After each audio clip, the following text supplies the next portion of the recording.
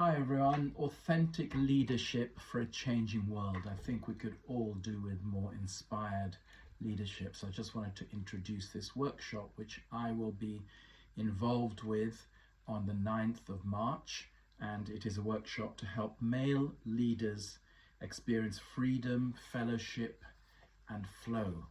So actually helping them to show up in a more powerful, authentic way in the workplace, in their communities and at home. And I'm really honored to be sharing this workshop with two other men.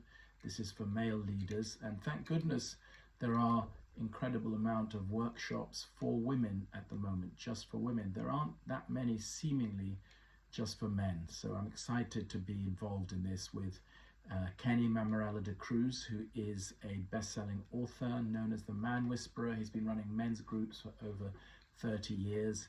And Ed Frauenheim, who's a author of many books, and one of his favorite books of mine is Reinventing Masculinity. So how do we show up as male leaders in the workplace?